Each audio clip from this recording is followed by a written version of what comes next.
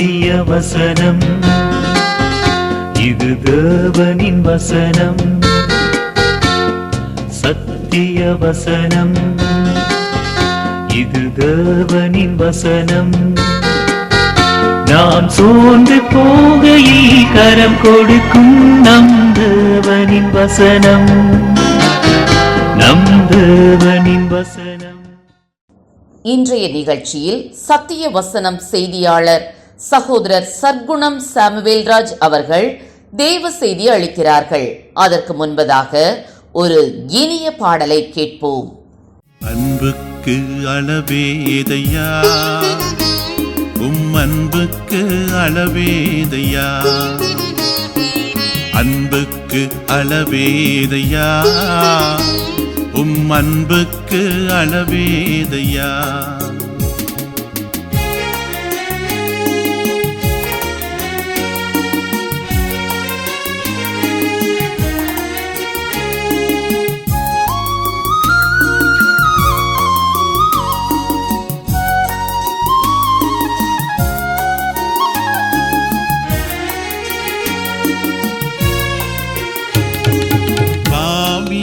என்னை பார்த்தகும் அன்பு, பாதையில் கொண்டு சேர்த்தகும் அன்பு.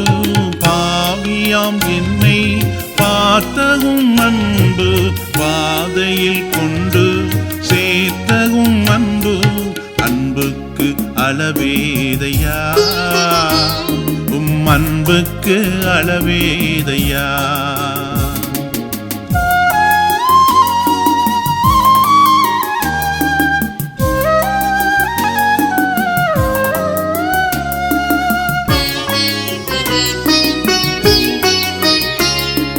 துரோகியாம் என்னை தூக்கிய அன்பு, தூரத்தில் நின்று தேற்றிய அன்பு. துரோகியாம் என்னை தூக்கிய அன்பு, தூரத்தில் நின்று தேற்றிய அன்பு. அன்புக்கு அளவேதையா, அன்புக்கு அளவேதையா. ஆண்டவராகிய இயேசு கிறிஸ்துவின் இனிய நாமத்தில் இந்த நிகழ்ச்சியை பார்த்து கொண்டிருக்கிற சத்தியவசன நேயர்கள் மற்றும் நண்பர்கள் ஒவ்வொருவருக்கும் எங்கள் இனிய அன்பின் வாழ்த்துக்களை இயேசுவின் நாமத்தில் நாங்கள் தெரிவிக்கிறோம். உங்களுக்காக நாங்கள் ஜெபிக்கிறோம், எங்களுக்காக நீங்களும் ஜெபித்துக் கொள்ளுங்கள். இந்த நாளில் சத்தியத்தை கற்றுக்கொள்ளும்படியாக சத்திய வேதத்திலிருந்து ஒரு தலைப்பில் நாம் செய்தியை பார்க்கலாம். செய்தியினுடைய தலைப்பு இயேசு சுட்டிக்காட்டும் தன்மைகள். மனிதர் எல்லாரும் பார்க்கும்படியான ஒரு தன்மை நம்மிடத்தில் இருக்கும். மனிதர்கள் யாரும் பார்க்க முடியாத சில உள்ளான தன்மைகள் நமக்குள்ளாக இருக்கும். மீண்டும் ஒருமுறை சொல்கிறேன், எல்லாரும் காணும்படியாக நம்முடைய தன்மைகள் வெளியே தெரியும். சில தன்மைகள் வெளியே மற்றவர்கள் பார்க்க முடியாது, கடவுள் மட்டுமே பார்க்க முடியும். இந்த இரண்டு தன்மைகளையும் ஆண்டவர் மத்தேயு 6ஆம் அதிகாரத்தில் சுட்டிக்காட்டி பேசுகிறார். மத்தேயு 6ஆம் அதிகாரம் ஜெபத்திற்கு அதிக முக்கியத்துவம் கொடுத்து ஆண்டவர் பேச ஆரம்பிக்கிறார். அதிலே முதல் பகுதி, முதல் 4 வசனங்கள் தர்மம் செய்வதை பற்றி அவர் குறிப்பிட்டுவிட்டு, அதற்கப்புறம் தனி ஜெபத்தை பற்றியும், 9வது வசனத்திலிருந்து பொதுவாக எல்லாரும் சேர்ந்து ஜெபிக்கக்கூடிய சீஷர்களுக்கு கற்றுத்தந்த ஜெபத்தையும், அதன் பிறகு உபவாச ஜெபத்தையும் ஆண்டவர் குறிப்பிடுகிறார். இதில் இந்த 4 வசனங்களை நாம் படிக்காமல் ஜெபத்தை குறித்து நாம் படிப்பது கொஞ்சம் கடினம். காரணம் என்றால் ஆண்டவர் இவைகளை தொடர்பு படுத்தியே அவர் பேசியிருக்கிறார். ஒரு மனிதன் மற்றவர் மனிதனுக்கு உதவி செய்வதை பழக்கமாக கொண்டிருக்கிறான். கடவுள் அப்படிப்பட்ட ஒரு இரக்கத்தை எல்லா மனிதர்களுக்குமே தந்திருக்கிறார். ஆனால் அந்த இரக்கத்தை வெளியிலே காண்பிப்பவர்களும் உண்டு, இரக்கத்தை காண்பிக்காமல் கல்மனதாய் வாழ்பவர்களும் உண்டு. இந்த சமுதாயத்திலே ஏழை மனிதர்கள் என்று ஒரு பகுதியினர் இருக்கத்தான் செய்கிறார்கள். நாம் அநேக நேரங்களிலே பார்ப்போம், ஆலய வாசல்களிலே பார்ப்போம், அல்லது வெளி இடங்களிலே பல இடங்களிலே நாம் எளிய மனிதர்கள், ஏழை மனிதர்கள், தேவையோடு இருக்கிற மனிதர்கள் பலரை நாம் பார்ப்போம். இதை மையமாக வைத்து ஆண்டவர் ஒரு போதனையை அங்கே மக்களுக்கு சொல்லுகிறார். பலன் தரும் கிறிஸ்தவ வாழ்வு என்பது நாம் நினைப்பது போல ஆவிக்குரிய வாழ்க்கையை மட்டுமே உள்ளடக்கியது அல்ல. ஆவிக்குரிய வாழ்க்கை நம் ஒவ்வொருவருக்கும் இருக்கிறது. ஆண்டவர் நம்மை ரட்சித்திருக்கிறார், நம்மை அவருடைய பிள்ளைகளாக மாற்றி இருக்கிறார். நம்முடைய ஒவ்வொரு பாவங்களையும் அவர் இரத்தத்தினாலே கழுவி எடுத்து சுத்தப்படுத்தி இருக்கிறார். நம்மை இன்றும் அவர் பின்னாக வர செய்திருக்கிறார். அவரை பின்பற்றும் மக்களாக வைத்திருக்கிறார். அவருக்கு நன்றி செலுத்த வேண்டும். ஆனால் அதே நேரத்தில் ஆண்டவர் நம்மிடத்திலே வேறு சில குணாதிசயங்களையும் எதிர்பார்க்கிறார். எளிய மனிதர்கள் மீது நம்முடைய பார்வை திரும்ப வேண்டும். எளிய மனிதர்களுக்கு நாம் உதவி செய்கிறவர்களாக மாற வேண்டும். இந்த பகுதியிலே 6ஆம் அதிகாரத்திலே அவர் ஆரம்பிக்கும் போது இப்படி முதல் வசனத்திலே ஆரம்பிக்கிறார். மனிதர் காண வேண்டும் என்று அவர்களுக்கு முன்பதாக உங்கள் தர்மத்தை செய்யாதபடிக்கு எச்சரிக்கையாயிருங்கள். செய்தால் பரலோகத்தில் இருக்கிற உங்கள் பிதாவினிடத்தில் உங்களுக்கு பலன் இல்லை. அவர் மிக ஆழமான ஒரு கருத்தை சொல்ல வருகிறார். நாம் எளிய மனிதர்களுக்கு செய்யும் உதவிதானே, நாம் அவர்களுக்கு முடிந்ததை செய்கிறோம், முடியாத போது விட்டு விடுகிறோம், இப்படி நாம் எடுத்துக்கொள்கிறோம். ஆனால் ஆண்டவர் அதை செய்யும்போது என்று ஆரம்பிக்கிறார். ஏனென்றால் யூத மக்கள் அவர்களுடைய ஆவிக்குரிய வாழ்க்கையோடு இணைந்து 3 பொதுவான வழக்கங்களை அவர்கள் கொண்டிருந்தார்கள். அதை அவர்கள் ஆவிக்குரிய வாழ்க்கை என்று அழைப்பதில்லை, ஆனால் அவர்கள் பக்தி வாழ்வு என்று அதை அழைத்தார்கள். முதலாவது, ஏழை எளியவர்களுக்கு தர்மம் செய்தலை அவர்கள் முக்கியமான ஒன்றாக கருதினார்கள். இரண்டாவது, கடவுளை நோக்கி ஜெபிக்கும் ஜெபத்தை அவர்கள் முக்கியமானதாக கருதினார்கள். மூன்றாவதாக, உபவாசித்து ஜெபிப்பதை முக்கியமாக கருதினார்கள். ஒவ்வொரு யூதனும் தன்னுடைய வாழ்க்கையிலே இதை 3ஐயும் கடைபிடிப்பான். அநேக நேரங்களிலே யூத மக்களுக்கு வழக்கம் எப்படி இருந்தது என்று சொன்னால், எளிய மனிதர்கள் எங்கெல்லாம் ஒரு கூட்டமாக அமர்ந்திருக்கிறார்களோ அவர்களை நோக்கி இந்த யூதர்கள் போய் என்ன செய்வார்களாம், தங்களுக்கு இயன்ற உதவிகளை செய்வார்களாம். அப்படி செய்யும்போது அநேக நேரங்களிலே அவர்களுக்கு ஒரு பண்பு இருந்தது. அது தவறான பண்பு. 4 பேர் பார்க்கணும்னு அவங்க நினச்சி செய்வாங்களாம். எளிய மனிதர்களுக்கு உதவி செய்வது ஒரு நல்ல பழக்கம்தான். அது பக்தியை வெளிப்படுத்தும் பழக்கமாக அவர்கள் கொண்டிருந்தார்கள். நாமும் கூட அநேக நேரங்களிலே எளிய மனிதர்களுக்கு உதவி செய்கிறவர்களாக இருக்கிறோம். ஆனால் அதே நேரத்தில் அந்த எளிய மனிதர்களுக்கு, ஏழை மனிதர்களுக்கு நாம் உதவி செய்யும்போது நம்மை சுற்றி அநேகர் அதை காண வேண்டும் என்கிற ஆசையோடும் நோக்கத்தோடும் அப்படி நாம் செய்தால், அப்படி உதவி செய்ததின் பலன் நமக்கு கிடையாது என்று தேவன் சொல்லுகிறார். இது என்ன ஆண்டவர் இப்படி பார்க்கிறாரே என்று சொல்லி நாம் ஆச்சரியப்படக்கூடும். உண்மைதான். அநேக நேரங்களில் இப்படிப்பட்ட தன்மைகளை நாம் வெளிப்படுத்த மாட்டோம், வெளிப்படையாக சொல்லிக்கொள்ளவும் மாட்டோம். ஆனால் மனதின் ஆழத்தில் என்ன ஆசை இருக்கும் என்று சொன்னால், நான் உதவி செய்வதை விளம்பரப்படுத்தி கொள்ள வேண்டும், நான் மற்றவர்களுக்கு, எளிய மனிதர்களுக்கு உதவி செய்வதை 4 பேர் அறிய செய்ய வேண்டும். ஆனால் தேவன் என்ன சொல்லுகிறார், அப்படிப்பட்ட நோக்கத்தோடு நீ எளிய மனிதர்களுக்கு உதவி செய்வாயானால் உனக்கு பரலோகத்திலிருந்து பிதாவினிடத்தில் உனக்கு ஒரு பலனும் பிரதிபலனும் கிடையாது. இதை அவர் சொல்லுகிறார். அநேக நேரங்களிலே மனிதர்கள் நாம் நினைக்கிறோம், கடவுள் எளிய மனிதர்களை உற்று நோக்கி பார்க்கிறார், அவர்களுக்கு உதவி செய்ய திராணி உள்ளவர்களையும் உற்று நோக்கி பார்க்கிறார். இருவரையுமே பார்க்கிறார். எளிய மனிதனுக்கு நாம் இரக்கம் செய்ய வேண்டும் என்பது ஆண்டவருடைய விருப்பம்.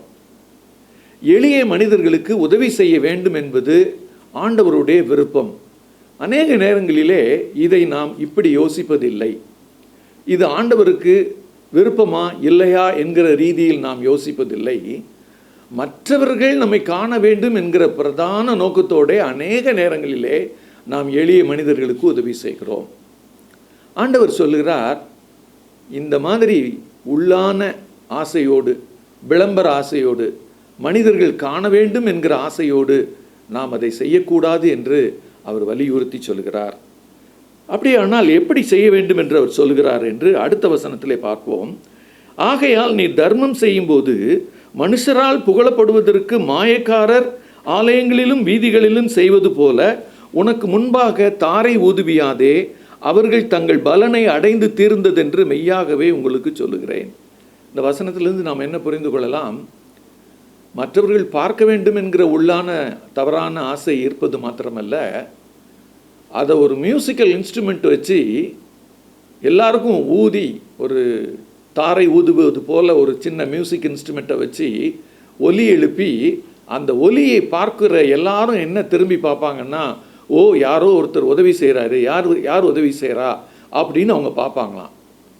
இப்படிப்பட்ட பழக்கம் அவங்களுக்கு இருந்தனால யூதர்களுக்கும் என்ன மாறி போச்சு, எளியவர்களுக்கு யாருக்கும் தெரியாமல் கர்த்தர் பார்க்கும் வண்ணமாக அந்த உதவியை செய்தால் போதும் அப்படிங்கிற நிலை மாறி என்ன செய்ய ஆரம்பிச்சிட்டாங்க, ஒரு மியூசிக்கல் பேண்டையே ஃபிக்ஸ் பண்ணி இவங்க உதவி செய்வதை எல்லாருக்கும் அறிவிப்பதற்காக அந்த மியூசிக் பேண்ட் முழங்க இவர்கள் எளிய மனிதர்களுக்கும் ஏழை மனிதர்களுக்கும் உதவி செய்ய போவார்கள்.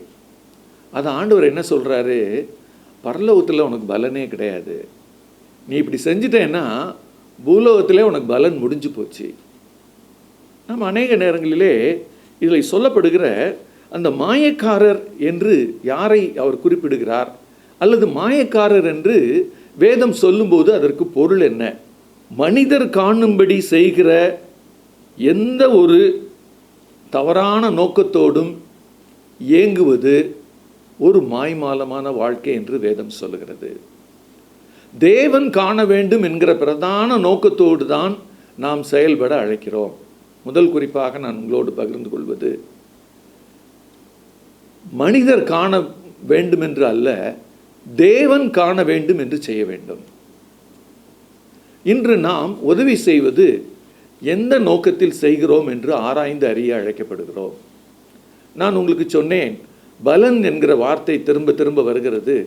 அதை நாம் எப்படி புரிந்து கொள்வது என்று சொல்லி 2 வார்த்தைகளை நாம் கற்றுக்கொள்ளலாம். ஒன்று பலன், இன்னொன்று வெகுமதி. ஆங்கிலத்தில் சொல்லணும்னு சொன்னால் பலன் என்பதை ரிவார்டுன்னு சொல்லலாம், ஆனால் வெகுமதி என்பதை அவார்டுன்னு சொல்லலாம். இந்த 2க்கும் உள்ள வேறுபாட்டை நாம் தெரிந்து கொள்வோமானால் ஆண்டவர் நம்மிடத்தில் என்ன எதிர்பார்க்கிறார் என்பதை இன்னும் நன்றாக அறிந்து கொள்ளலாம். 2வது குறிப்பாக பலன் என்பதற்கும் வெகுமதி என்பதற்கும் நாம் வித்தியாசத்தை காண அழைக்கப்படுகிறோம். அவார்டு அல்லது வெகுமதி அப்படின்னு சொல்லி யாருக்கு கொடுப்பார்கள் என்று சொன்னால், சாதனை புரிந்தவர்களுக்கு, விளையாட்டிலோ கல்வித்துறையிலோ அல்லது புதிய கண்டுபிடிப்புகளை செய்வதனாலோ சாதித்தவர்களுக்கு அளிக்கப்படும் சான்று அல்லது பண மதிப்பு அல்லது வேறு பரிசு பொருட்கள், சான்றிதழ்கள், இது எல்லாமே ஒரு வெகுமதி, கிஃப்ட். அவங்க அதை சாதித்ததுக்காக தரப்படுகிற வெகுமதி. ஆனால் ரிவார்டு என்பது ஒரு வெளிப்படையான ஒரு பலன் அல்ல, வெளிப்படையாக எழுதி கொடுப்பதும் அல்ல, வெளிப்படையாக பண மதிப்பு தருவதும் அல்ல, வெளிப்படையாக எதுவும் செய்வதல்ல. அப்படின்னா அவர் பிரதிபலன் அல்லது பலன் என்பதை என்ன அவர் குறிப்பிடுகிறார்? நாம் பரலோகத்திலே அவருடைய பிள்ளைகளாக போய் நிற்கும்போது அவர் நம்மை பாராட்டுகிறார். என் மகளே, என் மகனே, நீ பூலோகத்தில் இருக்கும்போது எத்தனை பேருக்கு உதவி செஞ்ச, எத்தனை ஏழை மனிதர்களுக்கு நீ உதவி செய்தாய், உன்னுடைய உதவியினாலே அவர்கள் வாழ்ந்தார்களே, உன்னுடைய உதவினாலே அவர்கள் எழும்பினார்களே, நீ வா, என்னுடைய ஆசீர்வாதத்தில் நீ பங்கெடு என்று சொல்லி அவர் நம்மை பாராட்டு தந்து அழைப்பார். அதே போல் நம்மை அங்கீகரிப்பார். நான் சொன்னது போல் அவங்க செஞ்சாங்க, மனிதர் காண வேண்டும் என்று செய்யக்கூடாதுன்னு சொன்னேன், அதை அவங்க ஏற்றுக்கொண்டு தேவன் காணுகிற விதமாக தேவன் பார்த்தால் போதும் என்று சொல்லி அமைதியாக, இன்னும் நல்லா சொல்லப்போனால் ஆண்டவரே சொல்லுவார், வலது கைக்கும் இடது கைக்கும் ஒன்றுக்கொன்று தெரியக்கூடாது நாம் கொடுப்பது, அந்த அளவுக்கு நாம் ரகசியமாக அதை செய்ய வேண்டும் என்று சொல்லி ஆண்டவர் எதிர்பார்க்கிறார்.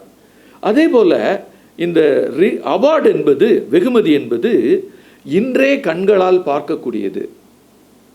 ஆனால் ரிவார்டு என்பது, பலன் என்பது நம்முடைய கண்களால் பார்க்க முடியாது. ஆண்டவர் நமக்கு செய்வார் என்ற எதிர்பார்ப்பை அது நமக்கு தரும், ஒரு நிச்சயத்தை அது தரும். அடுத்து இந்த வெகுமதி என்பது நிலையற்றது. கொஞ்ச நாள் நல்லா இருக்கும் அது வாங்கினது, அப்புறம் அது அரிச்சு போகும், அது ஒன்றும் இல்லாமல் போகும். ஆனால் ஆண்டவர் தருகிற பாராட்டு என்பது நிரந்தரமாக நாம் பரலோகத்திலே போய் இருக்கும்போது எல்லார் மத்தியிலும் அவர் நம்மை பாராட்டுவார், எல்லார் மத்தியிலும் நாம் செய்த செயலை அங்கீகரிப்பார், எல்லார் மத்தியிலும் என் மகனே என்று சொல்லி தன்னுடைய அன்பை அவர் அங்கே வெளிப்படுத்துவார். அது நிலையான ஒரு ஆசீர்வாதம். இறுதியாக இது காலப்போக்கில் அவார்டு என்பது மறக்கப்படும். எத்தனையோ கண்டுபிடிப்புகளை செய்தவர்களுக்கு அவார்டு கொடுத்துருக்காங்க. இன்றைக்கி அவர்களை எல்லாரையும் நாம் நினைவு வைத்திருக்கிறோமா? நிறைய பேரை மறந்துடுவோம். சமீபத்தில் வாங்கினவங்க யாருன்னு மட்டும்தான் நமக்கு தெரியும். இப்படி மறந்து போகக்கூடிய ஒரு காரியத்துக்காகத்தான் நிறைய பேர் நம்ம அவார்டு வாங்குகிறோம். ஆனால் ரிவார்டு, ஆண்டவர் தருகிற ரிவார்டு என்பது அழியாத ஒன்று. அவர் எதை பார்த்து அதை தருகிறார் என்று சொன்னால், நம்முடைய உள்ளத்திற்குள் இருக்கும் நல்ல நோக்கத்தை பார்த்து அதை தருகிறார். நாம் இந்த 2 சொற்களையும் கற்றுக்கொண்டோம். நான் ஆண்டவர்கிட்ட இந்த மாதிரி உதவி மற்றவர்களுக்கு செய்யும்போது அவார்டை எதிர்பார்க்குறேன்னா, ரிவார்டை எதிர்பார்க்குறேன்னா, வெகுமதியை எதிர்பார்க்குறேன்னா, ஆண்டவருடைய அங்கீகாரத்தையும் பாராட்டையும் அன்பையும் எதிர்பார்க்கிறேனா? இந்த கேள்வியை நாம் கேட்டு பார்ப்போம். ஒருவேளை இந்த உலகத்திலேயே ஆண்டவர் ஒரு ஆசீர்வாதத்தை நமக்கு உதவி செய்கிறவர்களுக்காகவே அவர் தருகிறார்.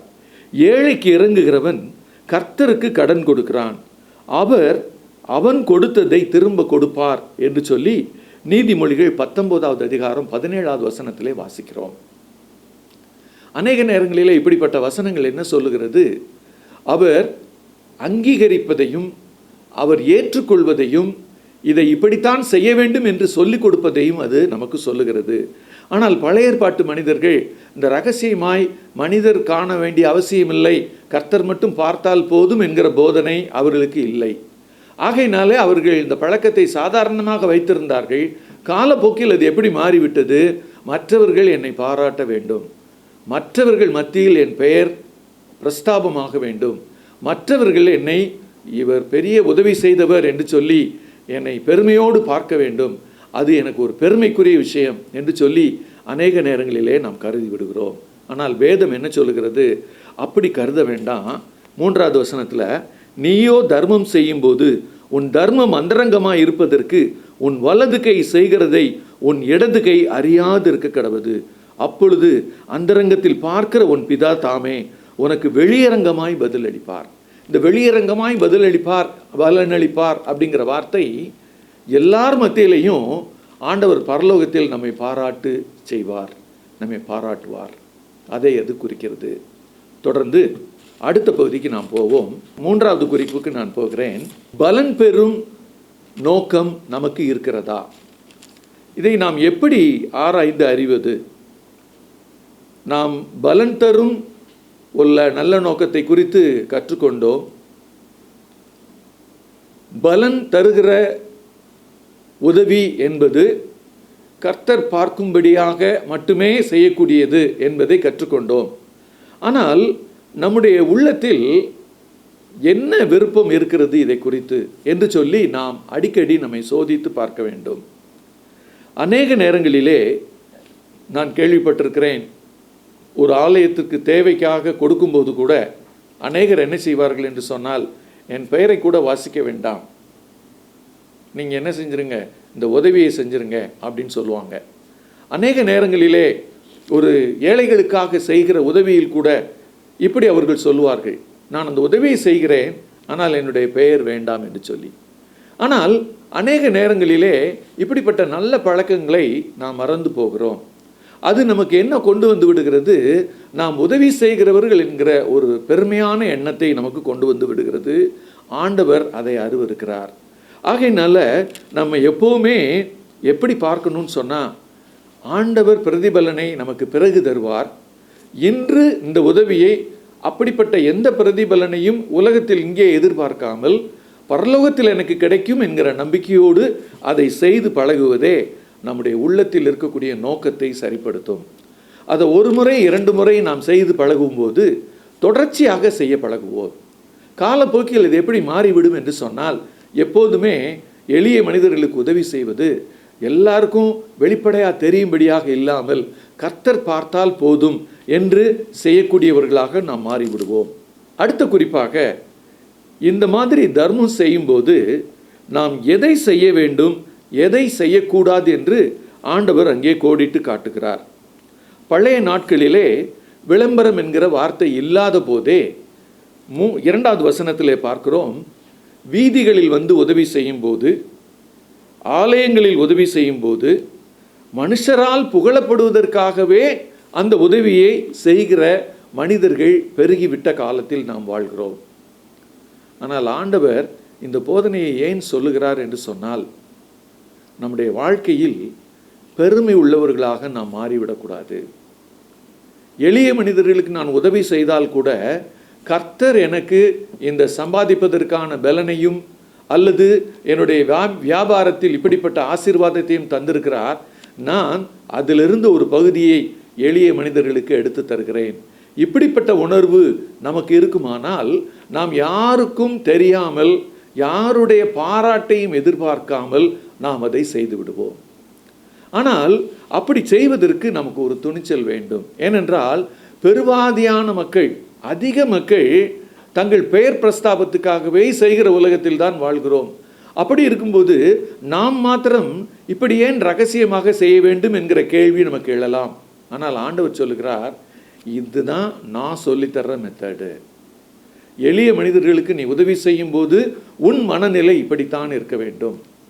உன்னுடைய வாழ்க்கையில் பெருமை இதை குறித்து வராதபடிக்கு நீ இப்படித்தான் அதை செய்ய வேண்டும் என்று ஆண்டவர் வலியுறுத்தி சொல்கிறார். பாருங்க, இந்த உலக மனிதர்கள் நம்மகிட்ட இப்படி ஒரு தீய நோக்கம் இருந்தால் அவங்களுக்கு தெரியாது, அவங்க கடந்து போயிடுவாங்க.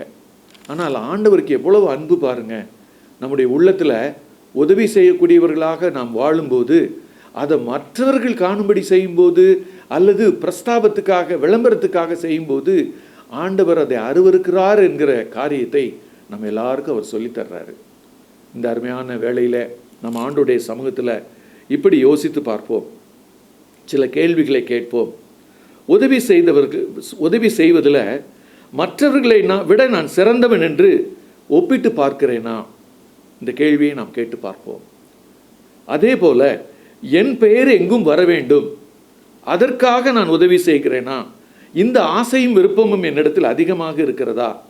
இப்படிப்பட்ட கேள்விகளுக்கு நமக்கு ஆம் என்ற பதில் கிடைக்குமானால் ஆண்டவர் அருவருக்கும் உதவியைத்தான் நம்ம செஞ்சிட்ருக்கோன்னு நல்லா தெரிஞ்சுக்கிடுவோம். ஆனால் ஆண்டவர் விரும்புகிற உதவி எது தெரியுமா? நாமும் பெருமை இல்லாமல் அதே நேரத்தில் கர்த்தர் பார்க்கிறார் என்கிற விசுவாசத்தோடு செய்யும் ஒரு பழக்கத்தையே ஆண்டவர் நமக்குள் கொண்டு வர நினைக்கிறார். இதை கேட்டுக்கொண்டிருக்கிற அன்பான நேயர்களே, நாம் உதவி செய்கிற காரியம்தானே, இதில் என்ன பெரிய தப்பு வந்துடுறது போகுது? 4 பேர் பார்த்துட்டா அல்லது 4 பேருக்கு என்னுடைய பெயர் விளம்பரமாகிவிட்டால் என்ன தப்பாக போகுது அப்படின்னு அநேக நேரங்களில் நினச்சிடுறோம். ஆனால் மறைமுகமாக அது பெருமை என்னும் பாவத்தை நமக்குள்ளாக கொண்டு வருகிறது. எங்கெல்லாம் பெருமை உள்ளே வருகிறதோ அங்கெல்லாம் மற்ற பாவங்களும் சேர்ந்து வந்துவிடும். எனவே நாம் எச்சரிக்கையாக இருக்க அழைக்கப்படுகிறோம். ஆண்டவரை நோக்கி இந்த காரியத்திலே நம்மை பலப்படுத்தும்படி, நம்மை திருத்திக் கொள்ள ஆண்டவரிடத்தில் பலன் கேட்போமா? கண்களை மூடி நாம் ஜெபிப்போம்.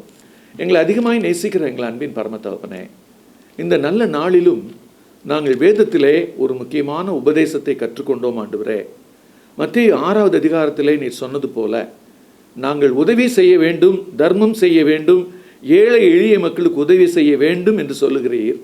ஆனால் அதே நேரத்தில் அதை எப்படி செய்ய வேண்டும் என்று சொல்லுகிறீர் சுவாமி. எப்படி செய்ய வேண்டும் என்று நீர் சொல்வதை அநேக நேரங்களிலே நாங்கள் கவனியாமல் விட்டுவிட்டோம்.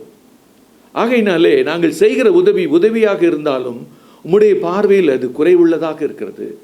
உம்முடைய பார்வையிலே நான் சொன்னபடி நீ செய்யலையே என்கிற ஒரு குறையை அது தெரிவிக்கிறது. இந்த நாளிலும் அப்படிப்பட்ட ஒரு நிலையோடு நாங்கள் இப்படி உதவி செய்கிறவர்களாக காணப்பட்டிருந்தால் எங்களை மன்னிக்கும்படி நாங்கள் ஜெபிக்கிறோம். இந்த நாளிலே நாங்கள் எந்த உதவியை செய்தாலும் எங்கள் பெயர் பிரஸ்தாபம் வராதபடிக்கு நாங்கள் அதை செய்வோம் என்று தீர்மானம் எடுக்க எங்களுக்கு உதவி செய்யும். அப்படிப்பட்ட தீர்மானங்களை நீர் ஆசையோடு பார்க்கிறீர் சுவாமி, அங்கீகரிக்கிறீர். ஏனென்றால் அது இந்த பூலோகத்தில் ஒரு பலனை எதிர்பார்த்து அல்ல, பரலோகத்தில் பிரதிபலனாகிய இயேசு கிறிஸ்து தரப்போகிற அந்த பாராட்டையும் அங்கீகாரத்தையும் அவர் என மேல் வைத்துள்ள அன்பை வெளிப்படுத்துவாரே, அதை எதிர்பார்த்து செய்யக்கூடிய காரியம் ஆண்டவரே. அதை நாங்கள் கற்றுக்கொண்டு செய்ய எங்களுக்கு உதவி செய்யும். எல்லா துதி கன மகிமையாகவும் உமக்கே ஏறெடுக்கிறோம். இரட்சகர் இயேசு கிறிஸ்துவின் இனிய நாமத்தில் ஜெபத்தை ஏறெடுக்கிறோம் எங்கள் ஜீவனுள்ள நல்ல பரம தகப்பனே, ஆமேன்.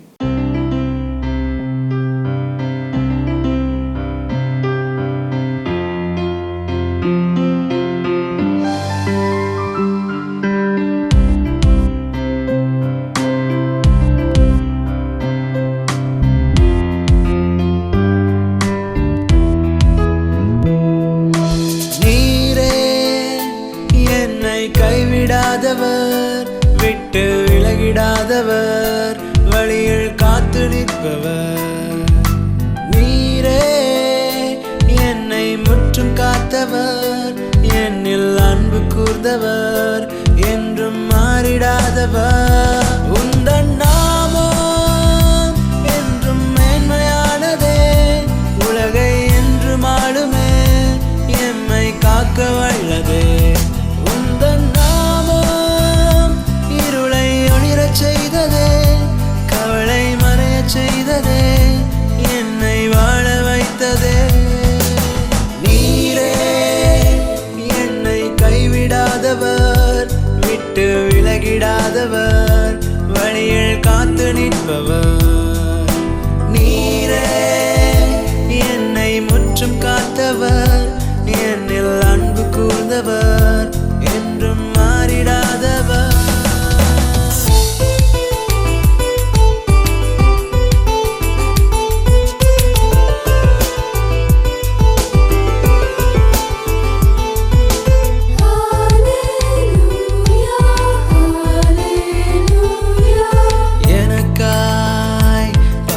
சுமந்தீர், உயரம் அடைந்தீர், முழுதும் சகித்தீர், நிலையற்ற என் வாழ்வை மீட்டீர், என்னை அளவில்லா அன்பு செய்தீர். கரமுயர்த்தி துதி பாடி உம் பாதம் நான் பணிகின்றேன்.